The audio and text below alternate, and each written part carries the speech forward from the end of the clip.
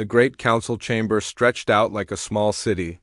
Thousands of beings from across the galaxy sat in their seats, talking in hundreds of different voices. Some looked like giant insects, others like walking trees, and many more strange shapes that had no name. The air hummed with translation devices working hard to turn all their words into something everyone could understand. Ambassador Kethver of the Zephyrian Collective walked slowly to the center speaking platform. His tall, thin body moved with careful steps. His skin was pale blue and seemed to glow softly under the chamber lights. 4 arms moved at his sides, and his large black eyes looked around at all the faces watching him. The noise in the chamber grew quiet as he reached the speaking platform. Kethver was known across the galaxy as one of the smartest military minds alive. When he spoke, others listened. His people, the Zephyrians, were famous for thinking many steps ahead in any fight. They had never lost a war because they always knew what would happen before it did. Fellow members of the Galactic Council, Kethver began.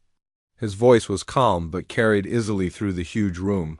I stand before you today to make an important announcement. The Zephyrian Collective has decided to place the star system known as Sol under complete quarantine. A wave of confused sounds rolled through the chamber.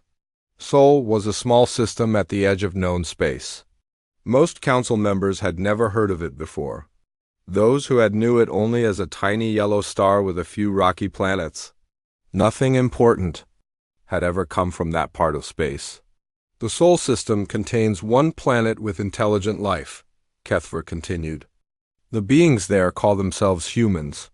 They have not yet learned to travel between stars. They still use primitive chemical rockets to barely leave their homeworld. By all normal measures, they should not concern us at all. Representative Vex of the Dominion War caste stood up from his seat. He was a massive creature that looked like a cross between a bear and a lizard.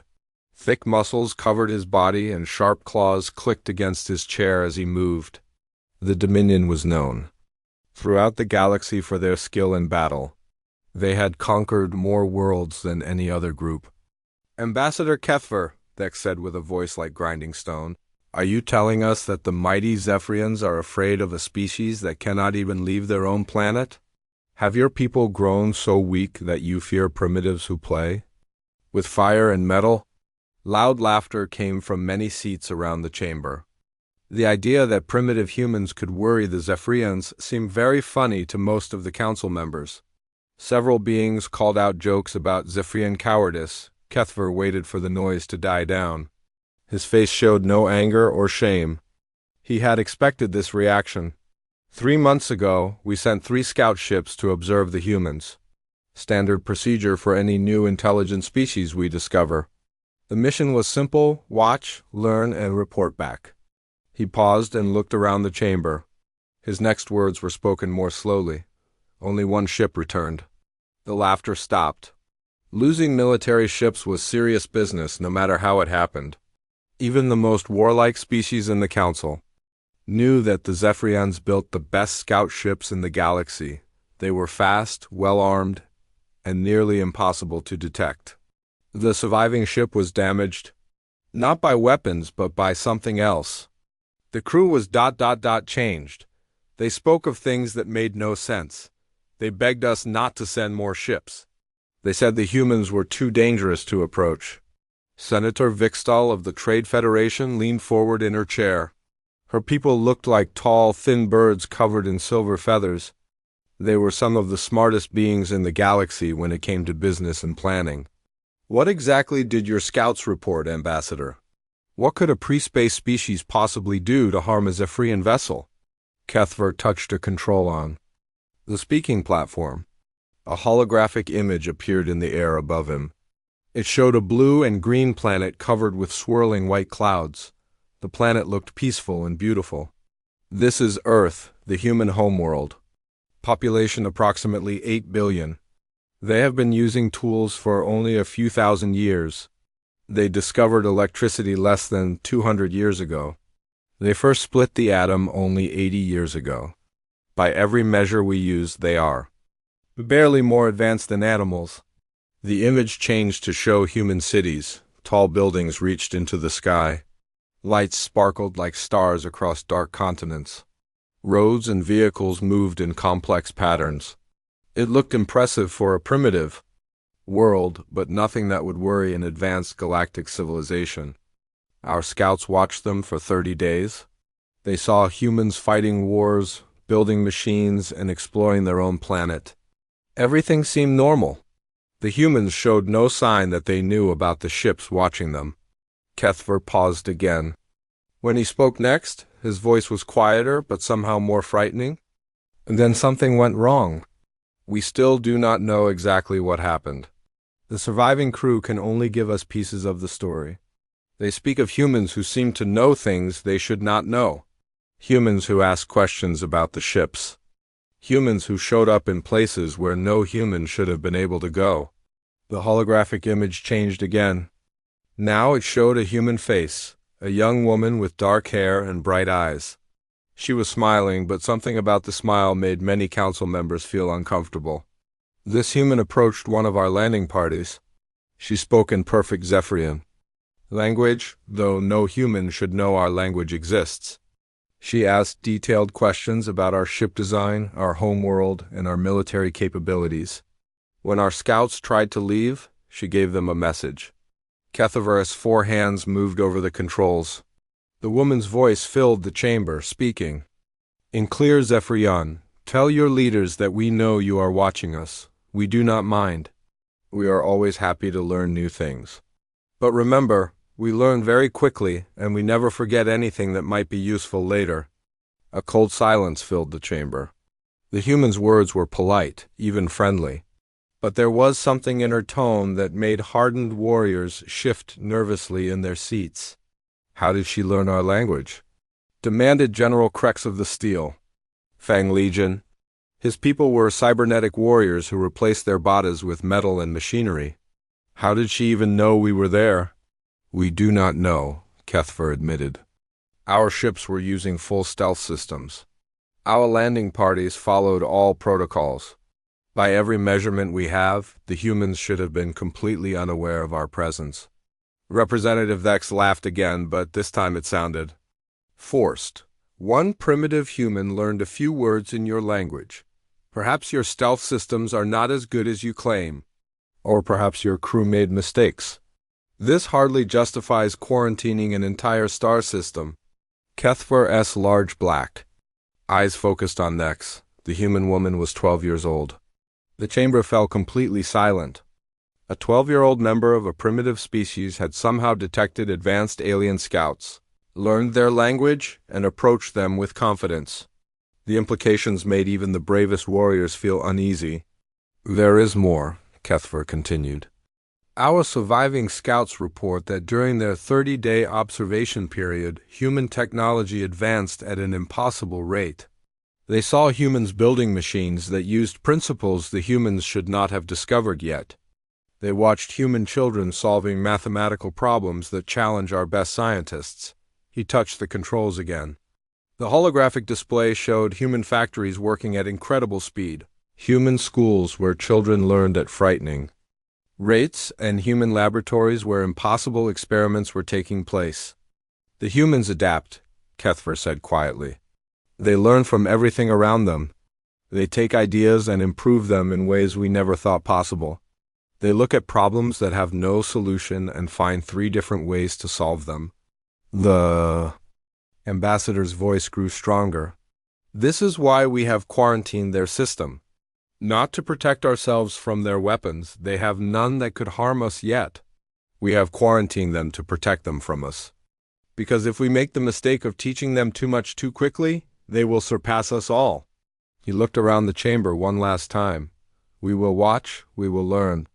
But we will not make contact. Mark this day, fellow council members. Mark it as the day we chose wisdom over pride. The day we recognized that some species are too dangerous to awaken before their time. The chamber remained silent as Kethver walked back to his seat. Most council members thought he was being foolish. How could one primitive world threaten the entire galaxy? But a few of the older, wiser beings began to wonder if the Zephyrian ambassador might be right. And in the deep space around Sol System, automated monitoring stations began their long watch over the small blue world where 8 billion humans continued their rapid climb toward the stars. Admiral Zixthal of the Valthrine Empire stared at the blue planet through the viewing screen of his flagship. 6 months had passed since the Zephyrian warning, and most of the galaxy had already forgotten about it. The Valthrians had not forgotten, but they had decided the Zephyrians were being cowards. The Valthrine Empire controlled more worlds than any other power in the galaxy. Their military was legendary. Their ships were works of art that could destroy entire fleets. Admiral Zixthal himself had conquered 47 worlds for the Empire. Adding one more primitive planet to that list should be easy work. "Sir," called Lieutenant Yex from the communications station, "we are receiving signals from the planet. They appear to be trying to communicate with us." Admiral Zixthal was surprised. Most primitive species either ran in fear when they saw Valthrine ships, or fell to their knees in worship. The humans were doing neither. Instead, they were trying to talk. "Put their signals on the main screen," the Admiral ordered. The image of Earth disappeared and was replaced by a human face. It belonged to a middle-aged woman with graying hair and kind eyes. She wore simple clothes and sat behind what looked like a primitive desk, but her expression was calm and intelligent. "Greetings," the woman said in perfect Valthrine. "I am Dr. Sarah Chan, representing the United Earth Government. We welcome you to our solar system. We have been hoping to meet other intelligent species for a very long time." The bridge crew looked at each other in confusion. How did this primitive human speak their language so well? And why was she not afraid? "We have many questions about your people and your technology," Dr. Chun continued. "We would very much like to learn from you. In return, we offer our friendship and whatever knowledge we might have that could be useful to you." Admiral Zixthal activated his own communication system. "Human, I am Admiral Zixthal of the Valthrine Empire. Your world is now under our protection. You will follow our laws and serve our interests. In return, we will not destroy your cities." Dr. Chun listened carefully to his words. She nodded as if she understood perfectly. "Thank you for the offer, Admiral, but we must respectfully decline. We prefer to remain independent. However, we would be very interested in trade agreements and cultural exchanges." The Admiral's face darkened with anger. No primitive species had ever refused the Empire's protection before. "You do not understand, human. This is not a request. This is an order. Submit to the Empire or face the consequences." "We understand perfectly," Dr. Chun replied. Her voice remained calm and polite. "We have dealt with empires before, Admiral, many of them. We have learned that they often promise protection but deliver slavery. We prefer to choose our own path." Lieutenant Yex leaned close to the Admiral. "Sir, our sensors are detecting unusual activity across the planet. They appear to be mobilizing their military forces." Admiral Zixthal looked at the tactical display. Human ships were launching from the planet's surface. Primitive chemical rockets carried small craft into orbit around Earth. The ships were crude and slow, but there were hundreds of them. "Pathetic," the Admiral said. "Their weapons cannot even scratch our armor." "Order a demonstration strike. Destroy one of their cities. That should teach them proper respect." "Sir," interrupted the science officer, "you might want to see this first." A new display appeared showing readings from the human planet. Energy signatures that should not exist were appearing all over Earth. The humans were using technology that was far more advanced than their rockets suggested. "How are they doing this?" the Admiral demanded. "Unknown, sir. But they appear to have developed fusion power, advanced computing systems, and some form of quantum communication network, all within the last 6 months." Admiral Zixthal stared.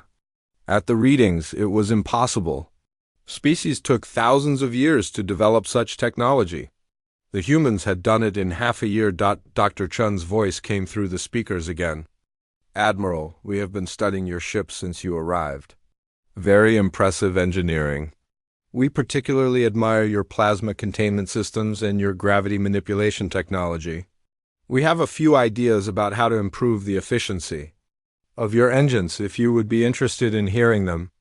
The bridge fell silent. The humans had been studying their ships? How? And what did she mean about improving Valthrine technology? The Empire had the most advanced ships in the galaxy. "You are bluffing," the Admiral said. "Your primitive minds cannot comprehend our technology." "Perhaps," Dr. Chun agreed. "But we noticed that your third ship has a small instability in its plasma conduits, approximately 2% efficiency loss. We believe the problem is in the magnetic field alignment. A simple adjustment to the field generators should fix it." Lieutenant Yex checked the ship's status. His face went pale. "Sir, she's right.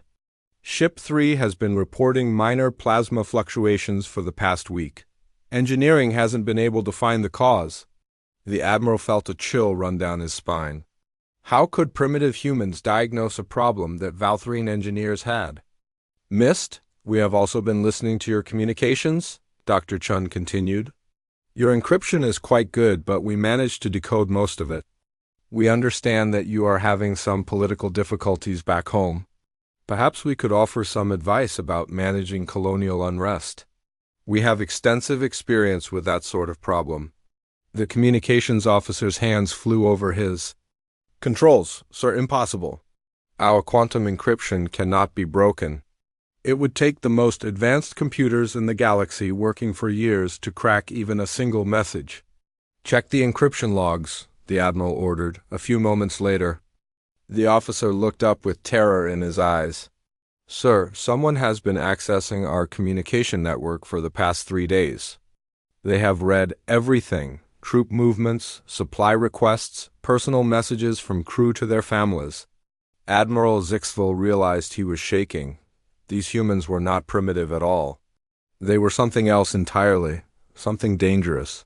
"What do you want?" he asked Dr. Chun. "To learn," she replied simply.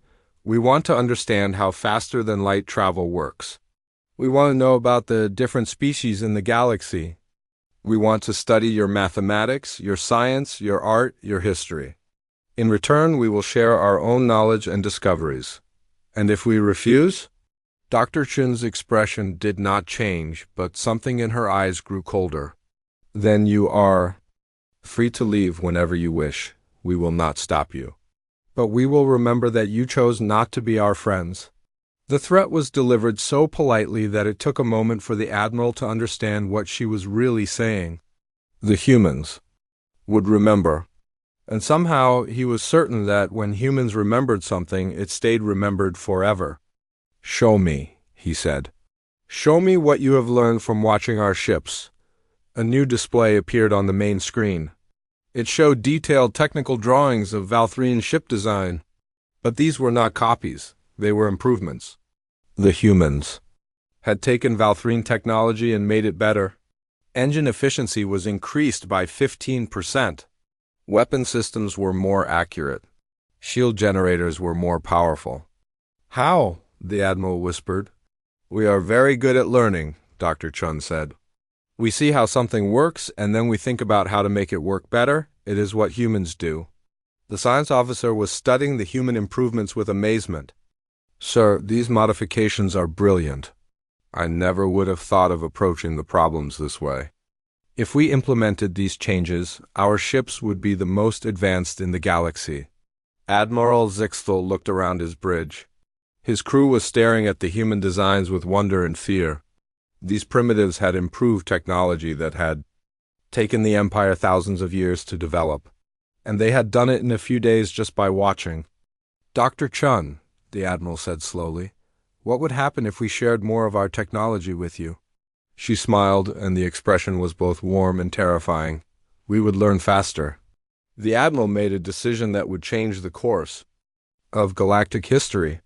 Instead of conquering Earth, he chose to make contact. Not as a conqueror, but as someone who wanted to understand what humanity really was. "We accept your offer of cultural exchange," he said. "But I warn you, there are others in the galaxy who will not be as reasonable as we are." "We understand," Dr. Chin replied. "We will be ready for them when they come." As Admiral Zixthal ended the communication, he realized that the Zephyrians had been right. The humans were dangerous. Not because they were warlike or aggressive, but because they learned everything and forgot nothing. They took any piece of knowledge and made it into something better. He looked at the blue planet below and wondered what humanity would become if they were given access to all the knowledge of the galaxy. The thought both excited and terrified him. In the weeks that followed, human ships began appearing throughout the solar system. Not primitive rockets, but sleek vessels that used improved versions of Valthrine technology. The humans were not just learning, they were growing. And, they were growing very fast. The galaxy was about to discover what happened when humans were given something interesting to study. 3 years had passed since Admiral Zixthal first met Dr. Sarah Chun. The Valthrine Empire had established a permanent base on the edge of the Sol system to monitor human progress. What the Admiral saw through his daily reports made him sleep poorly at night. "Show me the latest construction data," he ordered his intelligence officer. The main display filled with images of the Sol system. Where once there had been only one small blue planet with primitive life, now there was something that looked like a busy highway. Hundreds of space stations orbited Earth. Mining platforms surrounded every asteroid in the belt. Massive ships moved between planets carrying materials and people. "The humans have built 47 major space habitats in the last 6 months, Lieutenant Kex reported. Each one houses approximately 50,000 people. Their industrial output has increased by 300% this year alone." Admiral Zixthal studied the numbers.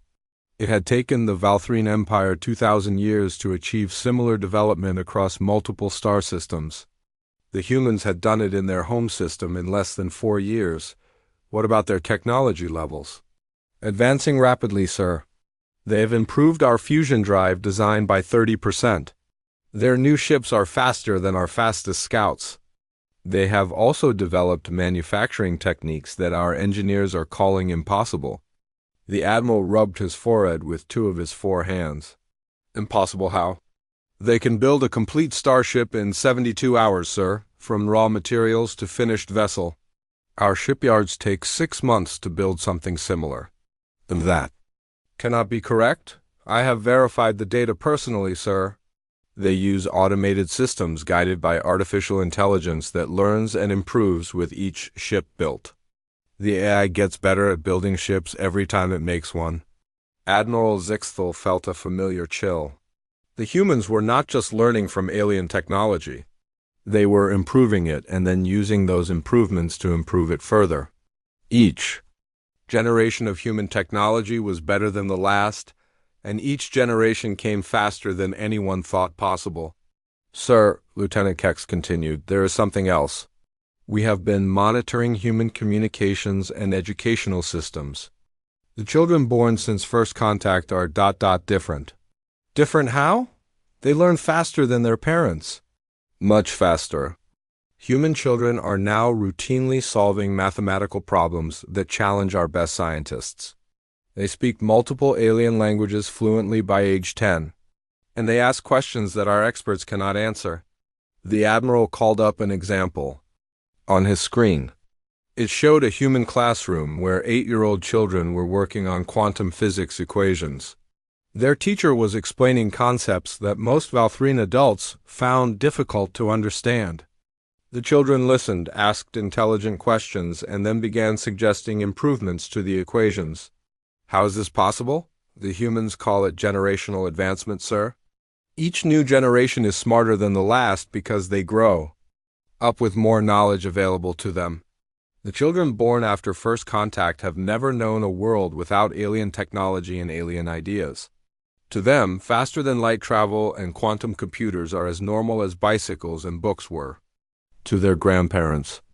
Admiral Zixthal switched the display to show a human child, perhaps 12 years old, talking to a Valthrine scientist. The child was asking detailed questions about stellar engineering and suggesting ways to make stars burn more efficiently. The scientist was taking notes frantically, trying to keep up with the child's ideas. "Sir, we have also detected unusual energy signatures coming from several human facilities." They appear to be conducting experiments that should be beyond their current capabilities. What kind of experiments? Dimensional research, sir. They seem to be studying the fundamental structure of space and time. Yesterday, they successfully created a stable micro-wormhole that lasted for 3 seconds. The Admiral stared at the report. Wormhole technology was something the most advanced species in the galaxy had been trying to perfect for millennia. The humans had achieved a breakthrough in less than 4 years. There is more, sir. 3 days ago, one of our patrol ships suffered a minor engine failure near Jupiter. Human rescue vessels arrived within minutes. That is concerning. How did they detect our ship's distress so quickly? Unknown, sir, but that is not the concerning part. The concerning part is how they helped. Lieutenant Kex brought up a video recording from the rescue mission. It showed human engineers working on Valthrine technology with disturbing skill. They did not just fix the broken engine, they improved it. And they did it using tools and techniques that should not have existed. The human children helped with the repairs, sir. Admiral Zixthel watched a 10-year-old human girl explain to a Valthrine engineer how to increase power flow efficiency by modifying the plasma conduits. The engineer listened carefully and implemented her suggestions. The modifications worked perfectly. A child, the Admiral whispered. A human child improved our technology. Yes, sir. And when our engineer asked how she knew how to do it, she said she learned by watching our ships fly past her school. She had been studying our engine signatures for fun. The Admiral felt a headache forming behind his eyes. Human children were learning advanced alien technology as a hobby. What would they be capable of when they grew up? Sir, incoming transmission from Earth. Dr. Chun wishes to speak with you. The display changed to show Dr. Sarah Chun in her office. She looked older now, but her eyes were still sharp and intelligent. Behind her, Admiral Zixthel could see charts and diagrams that hurt his head to look at directly. Admiral, Dr. Chun said with a warm smile, I hope you are well. I wanted to thank you for allowing our children to help with your ship repair yesterday. They learned a great deal from the experience. Dr. Chun, I must ask, how did you detect our ship's malfunction so quickly? Oh, we have been monitoring all traffic in our system for safety reasons. We have learned to recognize the energy signatures of different problems. When we saw your ship's engine pattern change, we knew you were in trouble. You can identify specific mechanical problems just by looking at our engine signatures? Of course, each type of malfunction creates a unique pattern. We have cataloged over 2,000 different failure modes in Valthrine technology. It helps us respond more quickly when there are emergencies. Admiral Zixthel realized his mouth was hanging open. The humans had not just learned to use alien technology, they had become better at diagnosing its problems than the aliens who built it. Dr. Chun, I must be direct with you. My government is becoming concerned about human development. You're advancing very quickly. We understand your concern, Admiral. But please remember that we have no intention of harming anyone. We simply enjoy learning new things. Knowledge is the most beautiful thing in the universe. But what will you do with all this knowledge? Dr. Chun's expression became thoughtful. We will use it to make life better for everyone. We have already shared several of our improvements with your people. Have they not been helpful? The Admiral had to admit that they had been helpful. Human improvements to Valthrine technology had made their ships faster, more efficient, and more reliable. Other species were beginning to request human assistance with their own technical problems. Dr. Chun, there are rumors that humans are conducting dimensional research. Is this true? We are studying many things, Admiral. The universe is very large, and we have so much to learn, but we are careful. We do not experiment with anything that might be dangerous to others. And the wormhole experiments? Dr. Chin's smile became slightly mysterious. We are making progress in understanding how space and time work. When we have something useful to share, we will certainly offer it to our friends. After the communication ended, Admiral Zixthel sat in his command chair and stared at the displays showing human activity throughout the Sol system. Ships moved in complex patterns, carrying materials and people to new construction projects. Children attended schools, where they learned mathematics that challenged the greatest minds in the galaxy. Scientists worked on experiments that could change the fundamental nature of space travel. "Sir," Lieutenant Keck said quietly, "there is one more thing. We have detected transmissions leaving the Sol system." "What kind of transmissions?" "They appear to be messages sent using quantum entanglement principles. The humans seem to have developed a form of instantaneous communication that works across any distance." Admiral Zixville closed his eyes. If the humans had solved the problem of faster-than-light communication, they were no longer confined to their home system. They could send messages anywhere in the galaxy instantly. They could coordinate activities across vast distances. They could share their knowledge with anyone, anywhere. "Sir, should we report this to the Empire?" The Admiral thought about his options. He could report that humanity was becoming a potential threat. His government might decide to act against Earth before the humans became too powerful. But Admiral Zixville had spent 3 years watching humanity develop. He had seen their curiosity, their kindness, and their incredible ability to improve everything they touched. "No," he said finally. "We will continue to monitor and learn. The humans have shown us nothing but friendship. Until that changes, they deserve the same from us." The emergency alarms on Admiral Zixville's flagship screamed through the corridors at 3 in the morning, ship time. He rushed to the bridge, still wearing his sleep clothes, his forearms working to fasten his uniform as he ran. "Report," he demanded as soon as he entered the command center.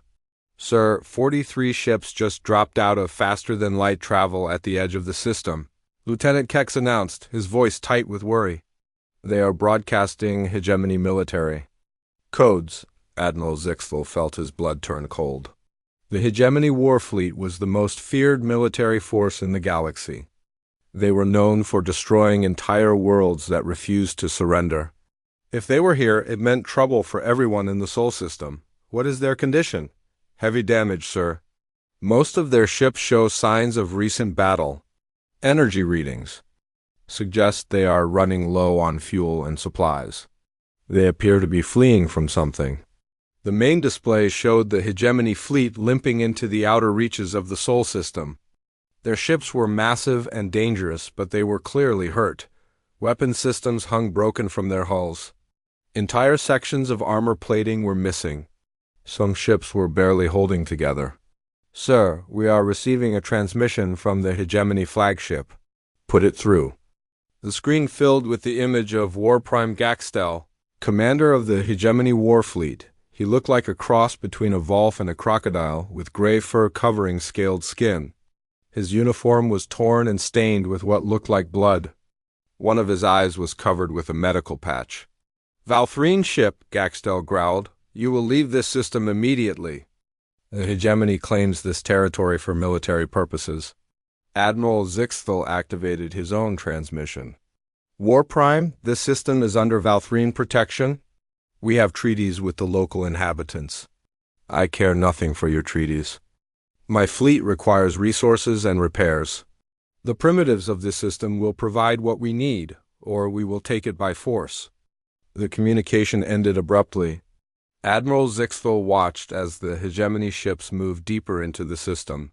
Heading directly toward Earth, he immediately sent an emergency message to Dr. Sarah Chun within minutes. Dr. Chun's face appeared on his screen. She looked calm, but Admiral Zixville could see the concern in her eyes. "Admiral, we are aware of the new arrivals. Our monitoring systems detected them as soon as they entered the system. Dr. Chun, you must understand, the hegemony is not like us. They do not negotiate. They do not compromise. They take what they want and destroy anything that stands in their way." "We appreciate the warning, Admiral. What can you tell us about their capabilities?" Admiral Zixville shared what he knew about hegemony military technology. Their ships were older than Valthrine vessels but heavily armed. Their weapons could destroy cities from orbit. Their soldiers were trained from birth to be killers. However, he added, They are clearly damaged and desperate.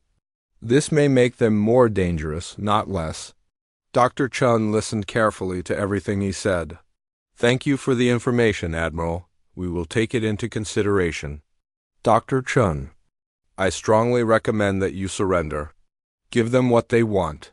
It is better than fighting a war you cannot win. Dr. Chun smiled, but there was something different about her expression. Something harder than Admiral Zixtel had seen before. We will consider all our options, Admiral. Please keep your ships at a safe distance. The transmission ended, leaving Admiral Zixtel staring at a blank screen. He had a terrible feeling that the humans were about to do something very dangerous. 6 hours later, War Prime Gaxtel sent his demands to Earth. The message was broadcast on all frequencies so that everyone in the system could hear it. Primitives of Earth! His voice boomed through space. I am War Prime Gaxtel of the Hegemony War Fleet. Your system now belongs to us. You will provide my fleet with raw materials, food, fuel, and repair facilities. You have 12 hours to begin deliveries, or we will demonstrate the price of defiance. The human response came exactly 12 hours later. Dr. Chun appeared on screens throughout the Hegemony fleet, speaking in perfect Hegemony military language. War Prime Gaxtel, she said politely, we understand that your fleet has suffered damage and that your people need supplies. We are willing to provide humanitarian assistance to your wounded and help repair your ships. In return, we ask only that you agree to leave our system peacefully once your fleet is restored. War Prime Gaxtel's laughter echoed through the communication channels. Stupid primitives, you think this is a negotiation? You will give us everything we demand, and you will be grateful that we allow you to live. We cannot agree to those terms, Dr. Chun replied. However, our offer of humanitarian assistance remains open. Then you have chosen death.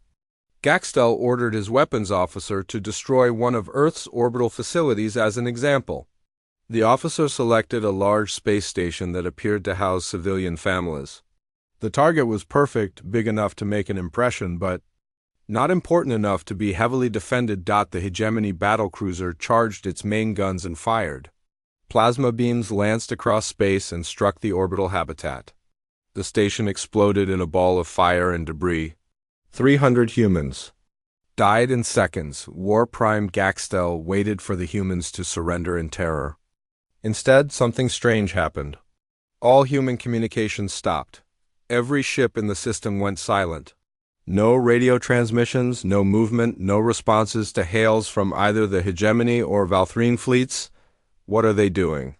Gaxtel demanded. His sensor operator studied the readings from throughout the system. Unknown, sir. All human activity has ceased.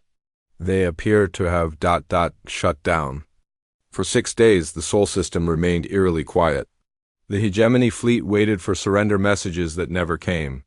Admiral Zixtel tried repeatedly to contact Dr. Chun, but received no response. Human ships drifted in space like ghost vessels. The space stations continued to orbit Earth, but no one answered calls. On the 7th day, the humans responded.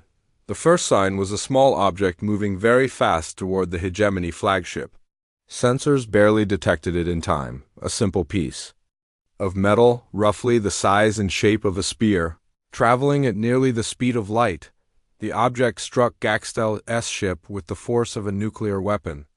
It punched through the armor like it was paper and destroyed the main weapon systems. Alarms screamed as the ship shook from the impact. What was that?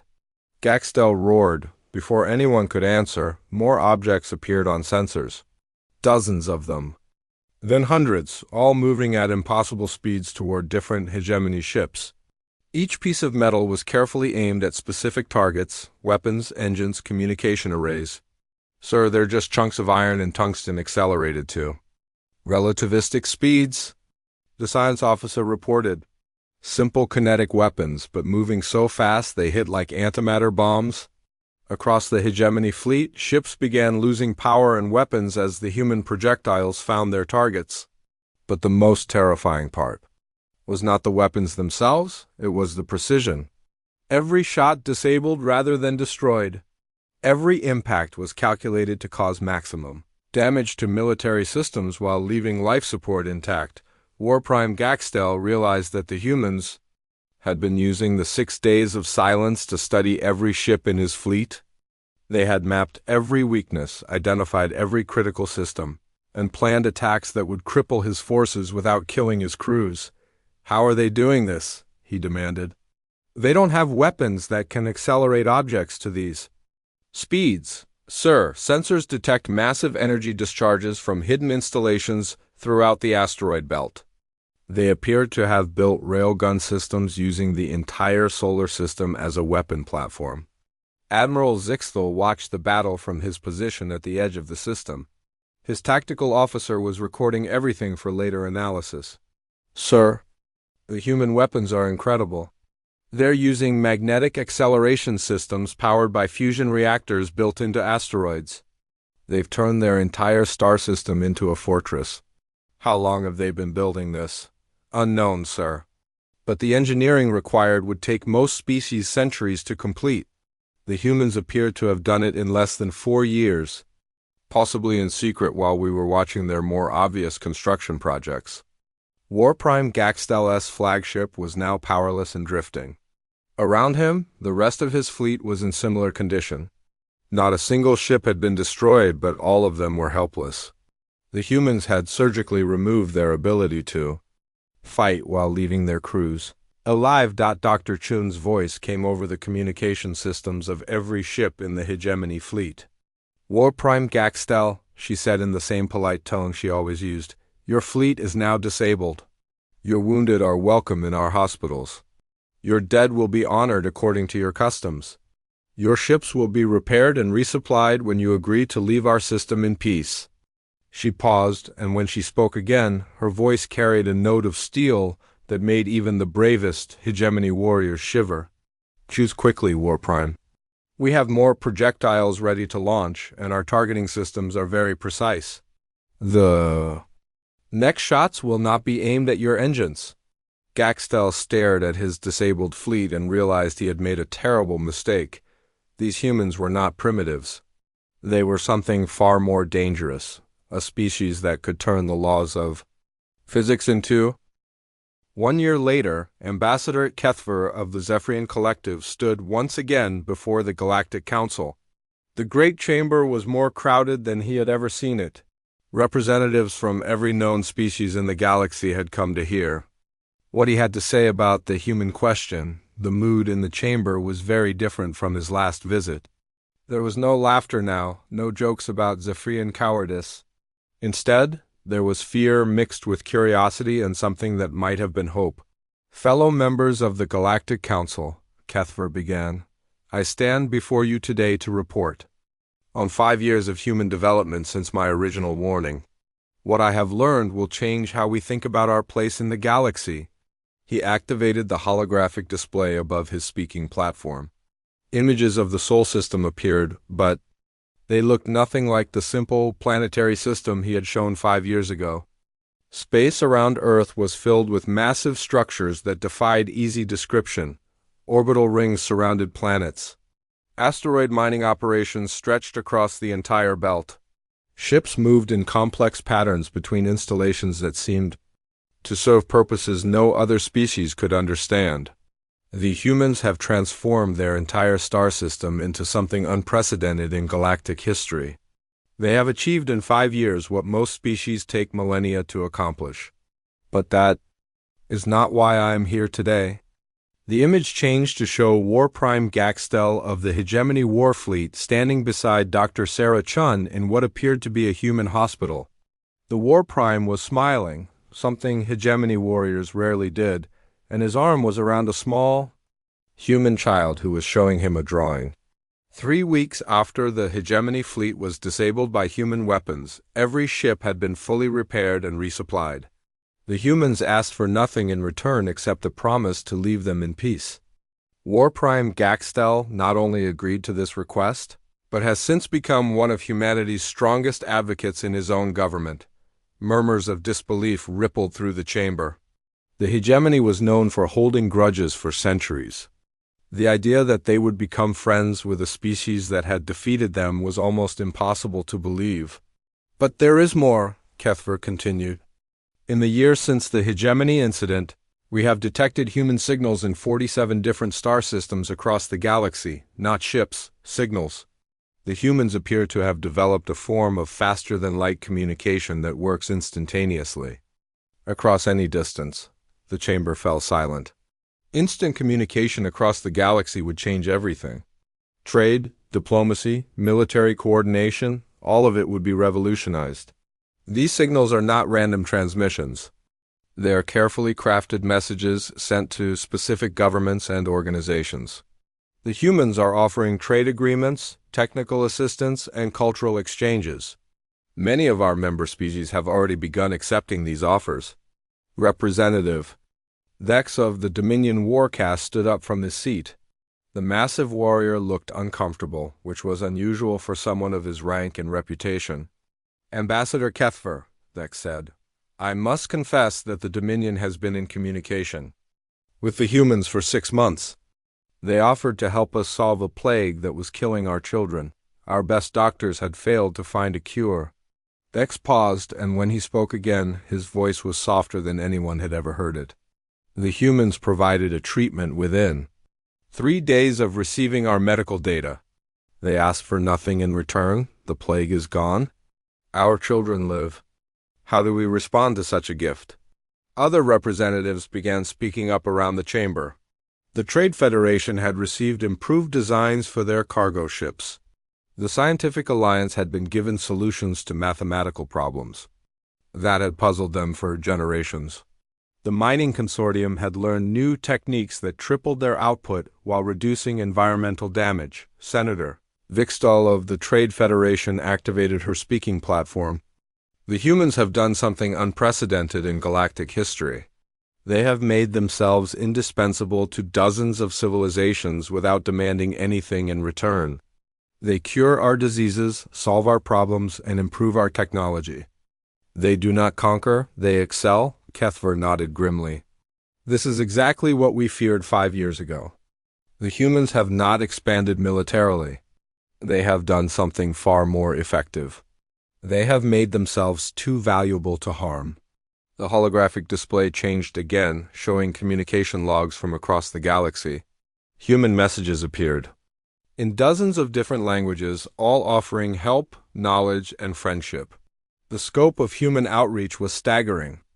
Our intelligence services estimate that humans are now in regular contact with over 80% of known galactic civilizations. They provide medical assistance, technical support, and scientific breakthroughs to anyone who asks. The only thing they request in return is the opportunity to learn. Admiral Tex of the Stellar Navy asked the question that was on everyone's mind. What do they want, Ambassador? No species gives so much without expecting something in return. That is what makes them so dangerous, Kethver replied. They genuinely seem to want nothing more than to learn and to help others. But every species they help becomes dependent on their assistance. Every problem they solve makes us more likely to bring them the next problem. They are creating a galaxy where human knowledge and human friendship are the most valuable resources in existence. The image changed to show Dr. Sarah Chun, now older but still sharp-eyed, speaking to a gathering of galactic leaders. She was explaining a new method for terraforming dead worlds that could create habitable planets in decades instead of centuries. Dr. Chun has become the most influential person in the galaxy without holding any official title. Species that have never cooperated with each other now work together on human-sponsored projects. Ancient enemies share research because humans convinced them it would benefit everyone. Representative Yolks of the Isolationist Bloc spoke up. You suggesting we should fear them because they are too helpful? I am suggesting we should understand what they have accomplished, Kethver answered. In 5 years, humanity has gone from a primitive species confined to one world to the indispensable center of galactic civilization. They did not achieve this through conquest or threats. They achieved it by being so useful that no one can afford to be their enemy. The chamber buzzed with nervous conversation. Several species were clearly uncomfortable with the idea that humans had gained so much influence without anyone noticing. "There is one more thing," Kethver said, and the chamber fell quiet again. "Yesterday, we received a formal communication from Dr. Chun. The humans wish to address the Galactic Council directly." The reaction was immediate and loud. Some representatives shouted in alarm, others in excitement. The idea of allowing a non-council species to address the full assembly was unprecedented. "They are requesting permission to join the Galactic Council as full members," Kethver continued. "They offer to share their medical knowledge, their communication technology, and their problem-solving capabilities with all member species.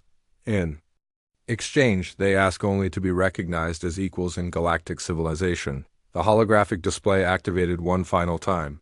Dr. Chun's image appeared, as clear as if she were standing in the chamber herself. She was smiling warmly, but her eyes held the same intelligence that had impressed and frightened aliens for 5 years. "Greetings, members of the Galactic Council," she said in perfect universal common. "I am Dr. Sarah Chun, speaking for the people of Earth and all human colonies. We come before you not as conquerors or supplicants, but as friends who wish to learn from the greatest gathering of intelligence in the galaxy." She paused, and her expression became more serious. "We know that our rapid development has caused concern among many of your peoples. This was not our intention. We simply did what humans have always done. We learned from everything around us and tried to make it better. We offer our knowledge freely to any who wish it. We offer our friendship to any who will accept it. We offer our assistance to any who need it. We ask only for the chance to be part of something greater than ourselves." Dr. Chun's smile returned, but now it seemed to hold secrets that no other species could understand. "We have learned much from watching your civilizations, just as we learned from the first alien ships that visited our world. Now we would like to learn what we can accomplish together." The transmission ended, leaving the chamber in stunned silence. Finally, Representative Vex stood up again.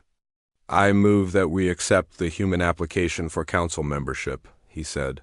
"We cannot fight them. We cannot ignore them. And after what they have done for my people's children, I do not want to try." The vote was closer than many expected, but the humans were accepted. As Kethver left the chamber after the historic decision, he reflected on how completely the galaxy had changed. 5 years ago, humanity had been a primitive species that most civilizations had never heard of. Now they were the newest members of the Galactic Council, and perhaps the most influential. The quarantine around Sol System was officially lifted, and the first human diplomatic ships began their journey to the galactic capital. As they traveled, they carried with them the accumulated knowledge of dozens of alien civilizations, improved and refined by human minds that saw